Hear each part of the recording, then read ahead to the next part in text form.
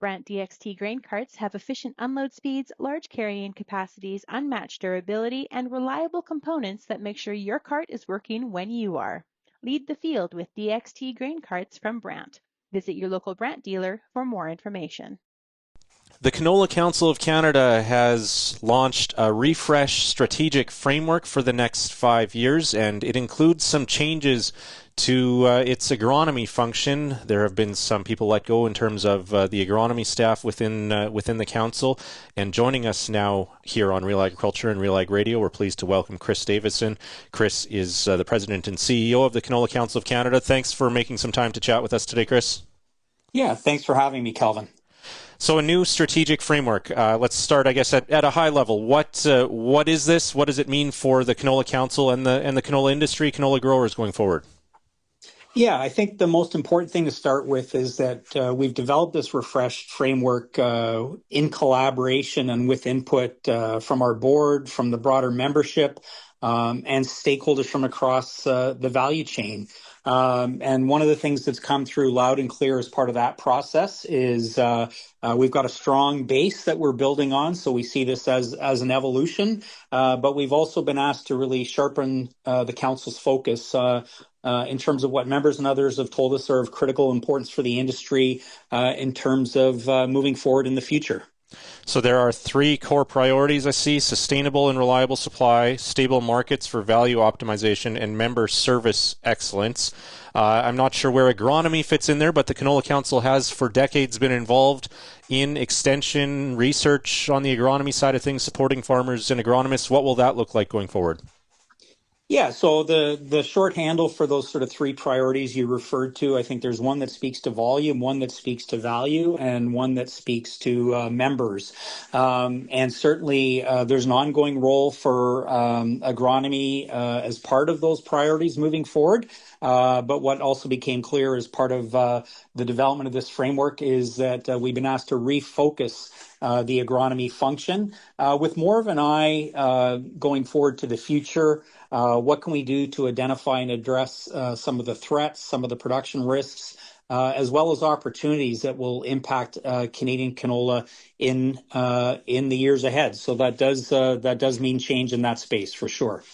We understand the agronomy specialists located across the prairies were informed yesterday that they were being let go. What does this mean in terms of internal capacity on the agronomy topic? Are you retaining people with an expertise in agronomy within the council staff?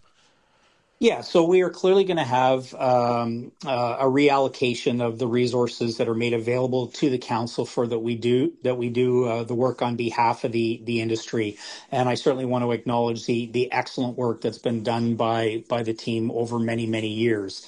But as I said, what we've been asked to do is focus more on some different aspects. I think that's driven by a few different factors. One is certainly more experience with the crop now over the course of the last many years, as we've seen the acreage growth that was experienced over a period of a decade or so.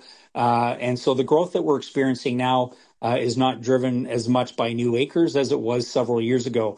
Now, that doesn't diminish the importance of agronomy at all. It's still absolutely critically important. But what we've been asked to do is focus more on some different aspects of that. Over the course of the last several years and with the team we had in place, we've developed a very large library of resources. We will continue to add to that and make that available moving forward as part of our work, as well as continuing to collaborate with others that are working in the agronomy space. So still remains a very important focus for us going forward. What about some of the other methods, I guess, or ways of communicating with growers? The Canola Digest, Canola Watch, some of those publications. What's the status of those now? Yeah, look, we're early in this process. I think it's safe to say some of those things will continue, some will stop, and there'll be some new things that also come online. We've launched the framework today, and obviously what we do moving forward is we have to develop the implementation and operationalization plans to enable that framework. So we've got good clarity on some of those things, but we would also expect to add some things, stop some things moving forward, etc. Does that mean that some of those publications will be no longer? Have those decisions been made? No, and right now, like I can tell you, as one example in that space, we are planning to move forward with Canola Digest as just one example in that space right now. Okay. What, Chris, you've talked about the need to refocus. What drove these changes? Is this about reducing the overall budget and cost containment, or what precipitated these moves? Look, I think if you look at the framework overall, it's a response to what's a very dynamic environment. We've got a complex intersection of global trade dynamics, shifting market expectations, cost and other competitiveness considerations. Like I said, and I think the industry has evolved significantly over the past 10 to 12 years. It's a much more mature industry. And what we heard is that we should be, allocating the resources that are made available to do work on behalf of the industry, where members and others believe it's going to have the greatest impact. And quite frankly, that's the biggest driver. But I think it reflects an evolution of the industry and a maturity of the industry. Does this mean or is this going hand in hand with reductions in overall budget, though? What I will say is we did conduct a review and make revisions to fee structures as part of this process. They go kind of hand in hand when you're looking at developing a refreshed framework. And certainly we've incorporated that into our plans moving forward. And as we always do, we will report on that through things like our annual report, our financial statements, and audits as well.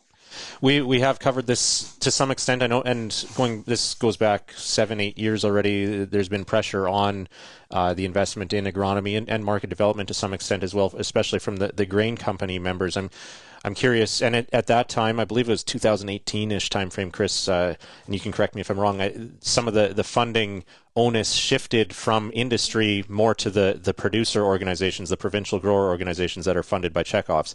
When you talk about this new framework having some of that reallocation or changes to the membership funding formula as well, does that mean that more of the onus is shifting again to producer groups?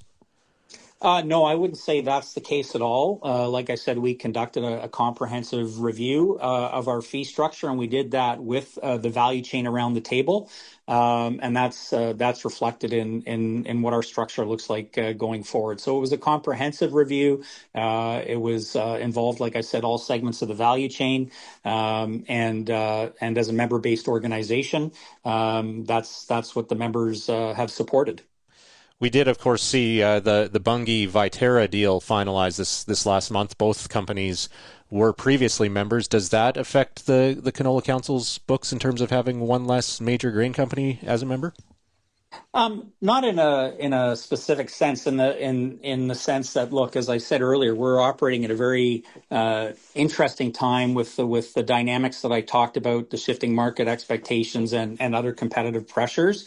I don't think that's unique to that particular transaction, but it's definitely something we have to account for as a member-based organization, right? We are a voluntary member-based organization, and so we have to recognize that, and we are very grateful for the resources that our members make available to us to do the work on behalf of the Canadian canola industry, and we're going to continue to do that. All right.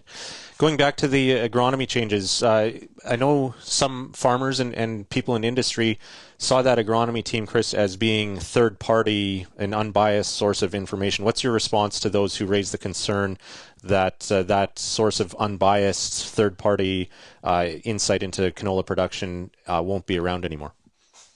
Well, I guess probably a couple things there. I'll come back to a point I made earlier. One is, as I said, we've been fortunate through the work of the team we've had in place to develop a large library, if you want to call it that, of agronomic resources. That's not going anywhere. That will continue to be in place, and we will continue to make additions to that. And that will be available to a range of stakeholders to access and deploy. I guess the other thing I would say is we weren't necessarily the only source of that information and advice. Certainly it exists to some degree in some, but not all provinces. There are, of course, also independent agronomists. And we are also going to continue to work collaboratively with other organizations, including the provincial organizations, to support information deployment in this regard. So some of that's going to continue for sure. Are there any changes to staffing beyond the agronomy team in other parts of what the Canola Council has done in the past? There's one or two, and they're largely related to changes with the agronomy team as well, and support that was provided for that team and the organization based on the personnel were in place. But probably the most significant is we've just got a reallocation of some roles within the existing team. We're not a complex structure, but we're just trying to bring greater clarity that aligns with the priorities in this refreshed framework that we're moving forward with. So in some cases, it's a reporting change. In other cases, there'll be some role adjustment reflecting the changes that we're making. When you say reallocation, Chris, does that mean that there's more resources from agronomy are being moved into other areas, or areas of work that the Canola Council does will see increased resources? Yeah, so it's more the latter in that regard, and so there's definitely some strategic investments that we're also going to make associated with this refreshed framework. Market access and targeted market development come to mind in terms of looking to increase capacity in that space moving forward, looking at the environment that the industry is operating in. All right. Finally, then, Chris, in terms of what farmers and industry may notice about this new strategic framework, what do you think, or do you expect them to notice an impact to their operations, their businesses, the industry as a whole, other than the changes on the agronomy front? Yeah, look, I'll just maybe sort of summarize and sort of say very clear direction from those we worked with on this. We've got a volume pillar, a value pillar, and a member pillar.